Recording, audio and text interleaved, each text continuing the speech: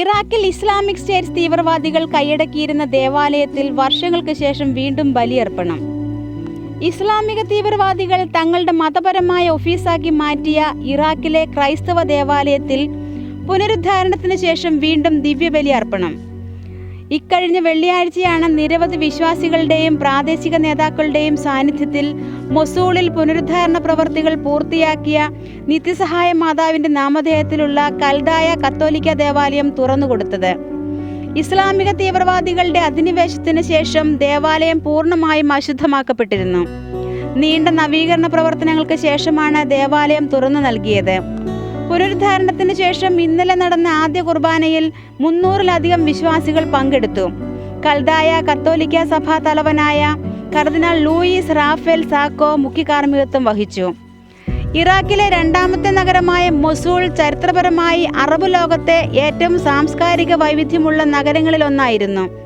എന്നാൽ 2014 Islamic state group ഇറാഖിലേക്ക് കടന്നപ്പോൾ അവർ മൊസൂളിൽ നിന്ന് തങ്ങളുടെ ഖിലാഫത്ത് പ്രഖ്യാപിച്ചു. അവരുടെ ആക്രമണം നിനവെ പ്രവിശ്യയിലെ ലക്ഷക്കണക്കിന് ക്രിസ്ത്യാനികളെ പലായനം ചെയ്യാൻ നിർബന്ധിതരാക്കി.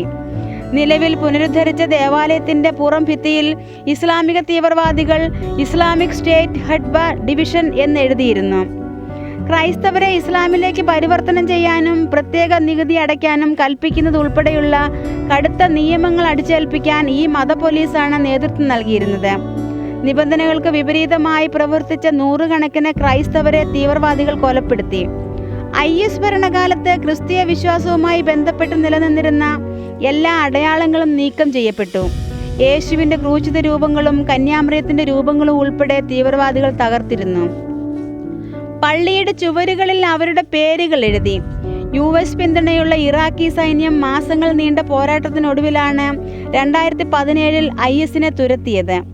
പതിയെ ദേവാലയത്തിന്റെ പുനരുദ്ധാരണ പ്രവർത്തികൾ ആരംഭിക്കുകയായിരുന്നു. ചെറിയ പള്ളി അതിന്റെ പഴയ രൂപകൽപ്പനയിൽ തന്നെയാണ് പുനഃസ്ഥാപിച്ചിരിക്കുന്നത്.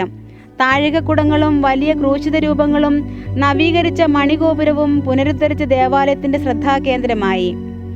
അതേസമയം മൊസൂളിൽ മറ്റ് നിരവധി പള്ളികളും ആശ്രമങ്ങളും പുതുക്കി പണിയുന്നുണ്ടെങ്കിലും പുനർനിർമ്മാണം മന്ദഗതിയിലാണ്.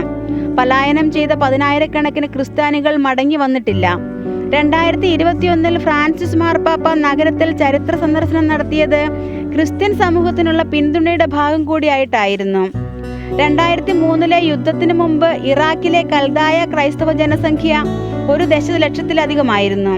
എന്നാൽ രാജ്യത്തിന്റെ സ്വൈരജീവിതം നശിപ്പിച്ചിട്ടുള്ള ആക്രമണത്തെ തുടർന്ന് ക്രൈസ്തവർ 4 ലക്ഷമായി ചുരുങ്ങുകയായിരുന്നു.